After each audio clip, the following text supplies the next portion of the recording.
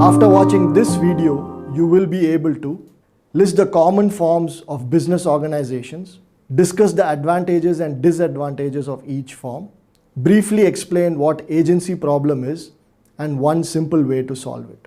Let's start off by looking at the common types of business organizations. Broadly, they may be classified into three: sole proprietorships, partnerships, and corporations. In a sole proprietorship, a single individual, who typically tends to also be its manager, owns 100% of the business. Note, in this course, manager typically refers to the company's CEOs and other CXOs. However, there are a number of disadvantages with this form of a business organization. One is that the individual has unlimited liability.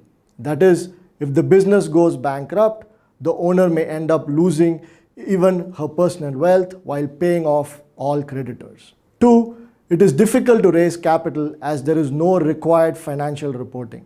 Outside investors will have no idea about how well or badly the company is performing. Also, the life of sole proprietorships may be limited to the life of the owner. No one may be willing to take over the ownership of the sole proprietorship after the owner's death. One advantage of a sole proprietorship is taxation.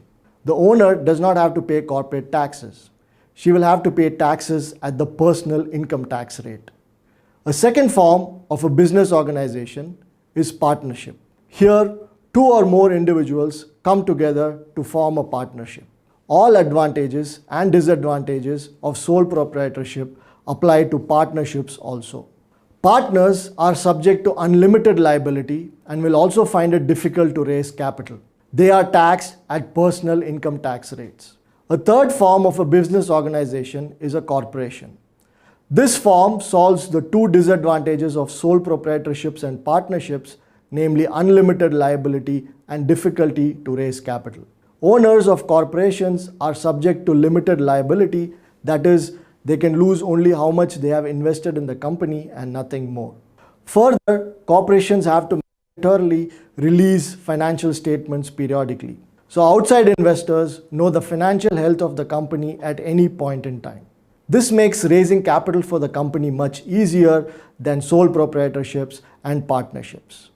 However, corporations have their own disadvantages. The shareholders of a corporation are its owners. Since there are usually thousands or even millions of shareholders in a corporation, they appoint managers to take care of the day-to-day operations of the corporation.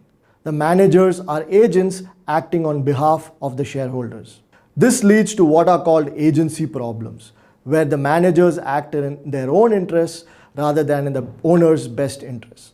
Sole proprietorships and partnerships typically do not have agency problems as the owners are also their managers. An example of an agency problem is managers using the company's money to buy themselves an expensive vacation home which will not yield any financial benefits to the owners. There are ways to solve this agency problem. A common one is to make managers part owners in the company by offering them shares as part of their compensation package. Since the managers are now owners, their interests are aligned with other owners, and so they will work in all owners' best interests. Another disadvantage of a corporation is double taxation. The corporation pays taxes from its profits at corporate tax rates. If it pays dividends to its shareholders, then these dividends are also taxed. In some countries, the company pays a dividend distribution tax. In other countries, shareholders are taxed at the personal tax rate on any dividends earned.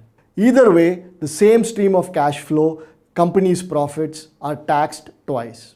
Remember that this is not the case with sole proprietorships and partnerships, where the owner-managers are taxed at the personal income tax rate. In this course, we will focus only on corporations as they are subject to mandatory financial reporting. Also, since they attempt to raise capital from outside investors, they must have an intuitive way to identify profitable projects to invest in. Next time, we will look at what the role of the financial manager in a corporation is.